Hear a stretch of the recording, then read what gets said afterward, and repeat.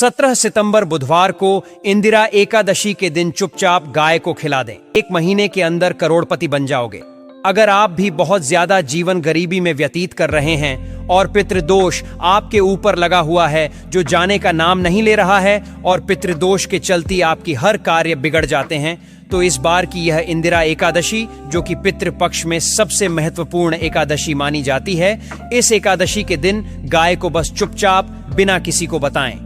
यह एक छोटी सी चीज खिला देना आपकी गरीबी छुट्टियों में दूर हो जाएगी और आप देखते ही देखते हो जाओगे दुनिया के सबसे धनवान व्यक्ति, क्योंकि पितृपक्ष में जितना ज्यादा महत्व गाय माता का बताया गया है उतना महत्व किसी और का नहीं होता है, क्योंकि पितृपक्ष में गाय के माध्यम से हम अपने पितरों तक अपने द्वारा किए गए पूजा पाठ और आहुति को पहुंचा सकते हैं, पितरों को प्रसन्न कर सकते हैं, उनका आशीर्वाद प्राप्त करके अपनी कामनाओं को पूर्ण कर सकते हैं, पितृदोष को दूर कर सकते हैं। दोस्तों, गए में 33 करोड़ देवी देवता होते हैं और पितृपक्ष के दौरान आने वाली इंदिरा एकादशी के दिन भगवान विष्णु के साथ साथ माता लक्ष्मी की कृपा को प्राप्त करने और पितरों का आशीर्वाद प्राप्त हो जाएगा। आज हम आपको ऐसी दुर्लभ जानकारी बताने जा रहे हैं। इंदिरा एकादशी के दिन गाय को एक चीज खिला देते हो तो आपकी जन्मों जन्मांतर की गरीबी हमेशा के लिए समाप्त हो जाएंगी। वास्तव में अगर आप इंदिरा एकादशी के दिन अगर आप यह उपाय कर लेते हो तो यकीनन आप पर श्री हरि विष्णु और माता लक्ष्मी की असीम कृपा होगी और आप धनवान बन जाओगे। आप धनवान ना बने तो मुझे बताना दोस्तों, मैं सौगंध खाता हूं। बस जो उपाय आपको बताया जाए वह उपाय कर लेना। चलिए जानते हैं, इंदिरा एकादशी के दिन चुपचाप गाय को खिला दे। यह एक छोटी सी चीज करोड़पति भी अरबपति होंगे। सभी संकट और आसान से मुक्ति, मृत्यु दंड, पितृदोष तुरंत होगा। पूरे साल आपके भरे रहेंगे। अन्य धन के भंडार यूं कहें कि आपकी साथ पूछते तक करेंगी। रूपों पैसों पर राज बैंक बैलेंस बढ़ता चला जाएगा। आपके घर में वेतन है वह कभी खर्च नहीं होगा और बढ़ता ही जाएगा। सभी दुख दर्द संकट कष्ट दूर हो जाएंगे, दूर, और सभी सुख आपके कदमों में आ जाएंगे। सभी सुख आपके कदम चूमेगी। यदि आप यह एक छोटी और खास चीज चुपचाप गाय को खिला देते हैं तो तत्काल गरीबी आपके जीवन से खत्म हो जाएगी। योग से राजा बन जाता है और 33 कोटि देवी देवताओं को धारण करने वाली गौ माता की असीम कृपा व्यक्ति पर आजीवन बसती है। व्यक्ति के घर में कभी भी अन्य धन वस्त्र की कमी नहीं होती। अन्य धन के भंडार व्यक्ति के घर में भरे रहते हैं। इंदिरा एकादशी के दिन गाय का यह उपाय करने से व्यक्ति के जीवन से तत्काल गरीबी खत्म हो जाती है। तो दोस्तों, कौन कौन से बेगो माता से जुड़े खास और महत्वपूर्ण उपाय हैं जिन्हें यदि इंदिरा एकादशी के दिन कर लेते हैं तो दोस्तों, गाय का उपाय बताने से पहले मैं आपको इंदिरा एकादशी पूजा के बारे में थोड़ा सा जानकारी दे देता हूं कि इंदिरा एकादशी कब है और इस महीने में किस तारीख को है। इंदिरा एकादशी के दिन आपको पवित्र नदी में स्नान करना है।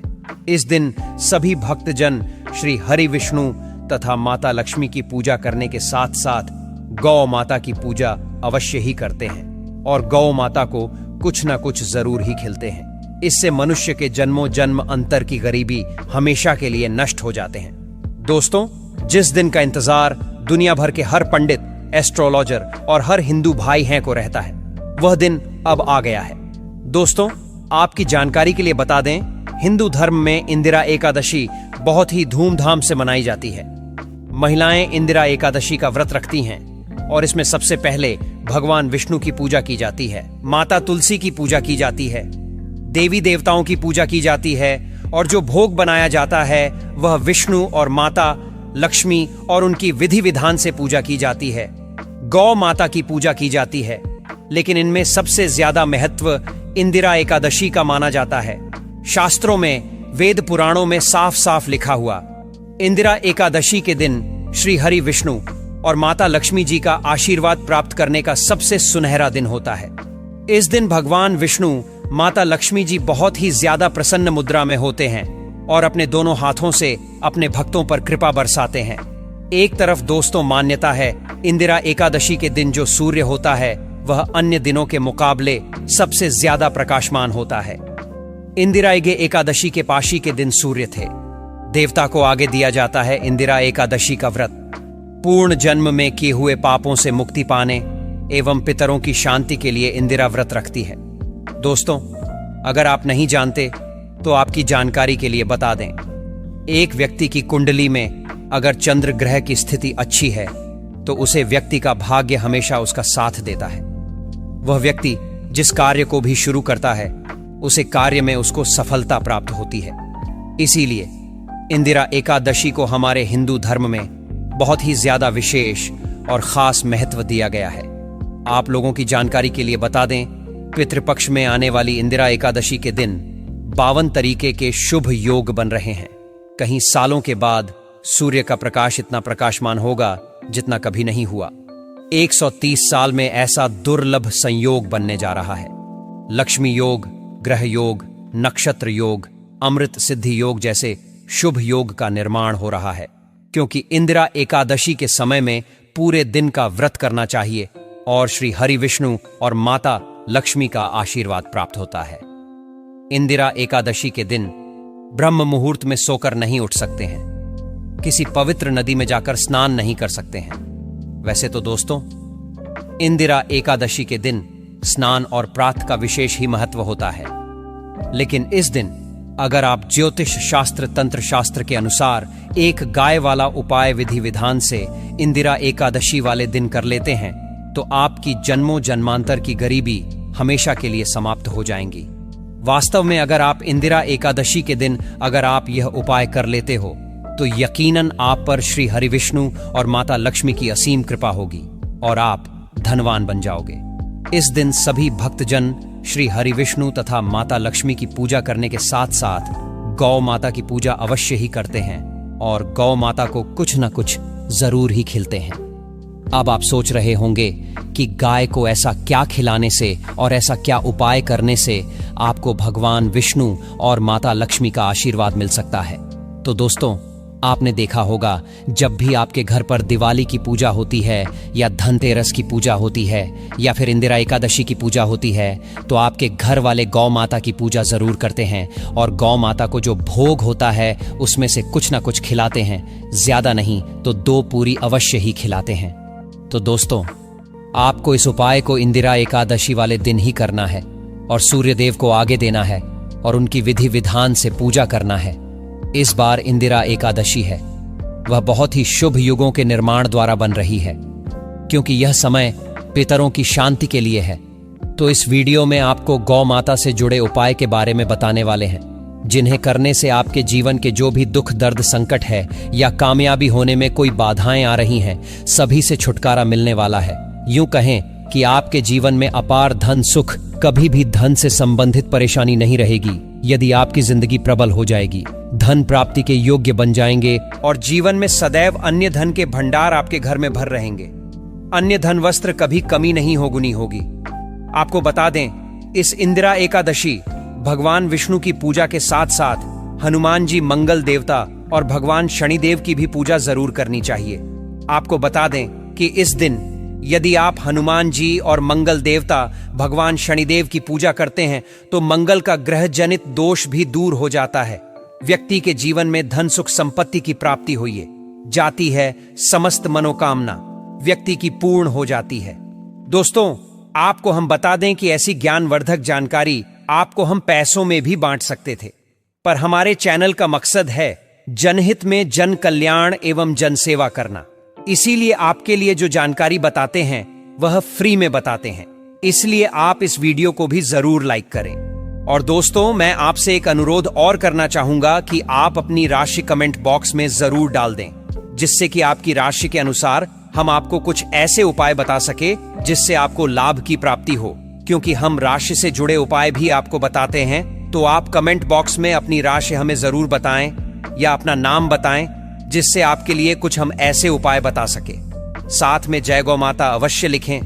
दोस्तों, साथ ही एक उपाय तो जरूर करना है। गाय का उपाय बताने से पहले एक उपाय आपको बता दें। इस उपाय को लाइक जरूर करें। क्या करें कि शाम के समय पीपल के पेड़ के नीचे आपको सरसों का चौमुखी दीपक, आटे का दीपक बनाना है। चौमुखी दीपक में आप बाती लगाकर सरसों के तेल का दीपक जला देना है। आटे का दीपक बनाएं।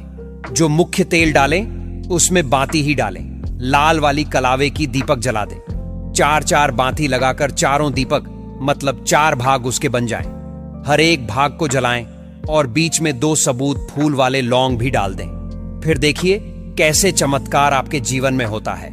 शाम के समय जलाकर उसे छोड़ें, मनोकामना मांगकर छोड़ दें। दोस्तों, अभी तक अपने चैनल दिव्य ज्योति को सब्सक्राइब ना किया हो तो जरूर कर लें। इससे आपको और भी ज्ञानवर्धक जानकारी सीधे माध्यम से प्राप्त हो सके। दोस्तों, यह गौ माता वाला उपाय बहुत ही प्रभावशाली उपाय बताया। मैंने आपको इस उपाय को जरूर करें। बहुत ही लाभकारी उपाय बताया है। बहुत ही आपको लाभ देगा यह उपाय। और अब बात करें गौ माता से जुड़े कौन कौन से उपाय आपको इस दिन, मतलब गाय से जुड़े, जिन्हें करने से व्यक्ति को 7 पीढ़ियों तक बैंक बैलेंस की कमी नहीं होती। दुख, दर्द, संकट, कष्ट दूर हो जाते हैं और सभी सुख व्यक्ति के कदमों में आ जाते हैं। तो दोस्तों, इंदिरा एकादशी के दिन आपको भगवान विष्णु माता, लक्ष्मी माता की विधि विधान से पूजा करना है और उसी के साथ गौ माता की पूजा अवश्य करना है। और गौ माता को जो भोग इंदिरा एकादशी पूजा के लिए बनाया गया था, उसे भोग से 2 पूरी जरूर ही खिला देनी है। सूखी पूरी नहीं खिलाना है। पूरी के ऊपर आप मिठाई या कोई सब्जियां, हलवा जो भी बनाया है वह आपको गौ माता को जरूर ही खिलाना है। दोस्तों, हर एक और मांगलिक काम में गौ माता या उनसे जुड़ी चीज जैसे गाय का गोबर, गोमूत्र, गाय का दूध अथवा गाय के दूध से बना घी जरूर शामिल करें। इससे आपको पुण्य भाव की प्राप्ति होगी। सनातन परंपरा के अनुसार जिस घर में गाय होती है उसे घर से जुड़े सभी वास्तु दोष स्वयं खत्म हो जाते हैं, क्योंकि पंचम या के बिना कोई भी पूजा पाठ और हवन सफल नहीं होता। दोस्तों, महीने में एक बार हो सके तो परिवार सहित एक बार गौशाला जाने का नियम जरूर बनाएं और हो सके तो गायों को हरा चारा जरूर खिलाएं, जिससे सभी वास्तु दोष शांत हो जाते हैं। दोस्तों, आपका प्रिय चैनल कभी किसी को भी गलत जानकारी नहीं देगा और इनसे जुड़े दोषों का निदान हो जाता है। गर्मियों में गौ माता को पानी पिलाएं और सर्दी में गौ माता को गुड़ जरूर खिलाएं। ध्यान रखें कि इंदिरा एकादशी वाले दिन गौ माता को गुड़ जरूर ही खिलाना है। गर्मियों में गाय को गोदना खिलाए। अनेक देवी देवताओं को अपने शरीर पर धारण करने वाली गौ माता से जुड़े कई शुभ और अशुभ संकेत भी होते हैं। मतलब गाय का दूध दोहते समय यदि गाय ठोकर मार दें और सारा दूध बिखर जाए तो अपशगुन होता है। यदि कोई यात्रा पर निकल रहा हो और गाय अपने बछड़े को दूध पिलाती सामने आ जाए तो निश्चित रूप से कि यात्रा के लिए आप निकले हैं, वह यात्रा आपकी जरूर ही सफल होगी और वह जिसके लिए आप निकले हैं वह जरूर ही पूर्ण यात्रा पर जाते समय गाय की आवाज आना और रात्रि में गाय की हुंकार करना भी शुभ होता है। दोस्तों, साथ ही साथ गाय के साथ आप भूल कर भी यह काम ना करें, अन्यथा मिलता है। जी हां दोस्तों, गाय को राष्ट्रीय पशु बनाए जाने और इन्हें मौलिक अधिकार दिए जाने की बात हो रही है। तो सवाल उठता है, गाय संस्कृति का अहम हिस्सा है, तभी गाय के साथ लोग खराब व्यवहार कैसे कर लेते हैं? और जैसे ही दूध देना बंद कर देती है तो लोग इन्हें उनकी किस्मत पर छोड़ देते हैं, सड़कों पर और गलियों में भटकने के लिए। ऐसे में गौवंश जीवन को कोई डंडे मारता है तो कोई उन पर पानी डाल देता है। कई बार लग जाती है तो कभी बीमार होकर बेचारी गाय दम तोड़ देती है। ऐसे में जरूरत है इन बातों को जानने की। गाय को लेकर शास्त्रों में क्या कहा गया है? आपको कैसा व्यवहार करना चाहिए? क्या दोस्तों, गाय को कभी भी मारना पीटना नहीं चाहिए। शास्त्रों में गाय को माता का दर्जा दिया गया है। गाय को मारने वाला माता को मारने पीटने वाले के समान पाप का भाग्य समझा जाता है। नरक लोक में वर्षों तक कष्ट भोगना पड़ता है। अगले जन्म पशु योनि में मिलता है कि गौतम मुनि ने गलती से गाय को डंडा मार दिया था, जिस गाय की मृत्यु हो गई थी, और इस पाप से मुक्ति के लिए इन्हें वर्षों तक तपस्या करनी पड़ी। इसलिए यह इंदिरा एकादशी भगवान श्री कृष्ण जी ने बैल स्वरूप में आए वृद्ध आश्रम का वध कर दिया था, जिससे मुक्ति के लिए भगवान श्री कृष्ण को संपूर्ण तीर्थ को एक कुंड में बुलाना पड़ा और इस कुंड में स्नान से वह पाप मुक्त हो गए थे। यह दोस्तों साथ ही साथ पानी पी रही गाय को भागते हैं। वह घोर पापी के भंग बनाकर होते हैं। ऐसे लोग घर आपसे मुक्त होकर स्वर्ग पाए जाते हैं और बड़े ही धनवान कल में जन्म लेकर सुख भोगते हैं। और साथ ही साथ आराम कर रही गाय को कष्ट देकर कभी भी उठाना नहीं चाहिए। वह जन्म में किए गए जाने अनजाने में पांव पापों से मुक्ति हो जाती है और गोलोक में स्थान पाते हैं। गाय को डंडा मारकर उठना, पानी डालकर उठाने से मनुष्य पाप का भागी बनता है और अगले जन्म में उसे दर दर भटकना पड़ता है। और साथ ही साथ शास्त्रों में बताया गया है, जो लोग गाय की सेवा करते हैं और उनका भोजन खिलाते हैं और उनकी परवरिश अच्छी तरह से कहते हैं तो वह लोगों के जीवन की सभी इच्छाएं पूर्ति होती है। गाय के बछड़े से बचा हुआ दूध ही मनुष्य को लेना चाहिए, परंतु कुछ लोग एक बार गाय को धो लेने बाद फिर से बछड़े के लिए बचा हुआ दूध भी धो लेते हैं। ऐसा करना घोर पाप कहा जाता है। ऐसे दूध को धोने वाला और ग्रहण भी बन जाते हैं। दोस्तों, साथ ही साथ शास्त्रों में कहा गया है कि गौवंश मतलब गाय और बैल के पीठ पर नहीं बैठना चाहिए। उनक पीठ पर बैठने से महापाप लगता है। ऐसे लोगों को नरक की यात्रा भोगनी पड़ती है। एकमात्र देव के अंश के उत्पन्न नदी ही गौवंश है, जिस पर स्वयं महादेव और महादेवी सवारी करती हैं, क्योंकि नंदी ने स्वयं अपनी इच्छा से महादेव की सवारी बनना स्वीकार किया था। और साथ ही साथ शास्त्रों में गाय के दान को बहुत ही महत्व दिया गया है, परंतु ऐसी गाय का दान कभी नहीं करना चाहिए जो बूढ़ी और बीमार हो। कठोपनिषद में नचिकेता की कथा भी इस संदर्भ में है कि जिस नचिकेता ने पिता द्वारा बूढ़ी गाय को दान करने पर आपत्ति जताई थी, दूध देने वाली और बछड़े सहित जो लोग गाय का दान करते हैं वह महान पुण्य को हासिल करके स्वर्ग में स्थान पाते हैं। दोस्तों, साथ ही साथ सूर्य, चंद्र, मंगल या शुक्र की युक्ति राहु से हो तो पितृदोष होता है। यह भी मानता है कि सूर्य का संबंध पिता से एवं मंगल का संबंध रक्त से होने के सूर्य यदि शनि, राहु या केतु या दृष्टि हो तथा मंगल की युति राहु या केतु से हो तो पितृदोष होता है। इस दोष से जीवन संघर्ष में बन जाता है।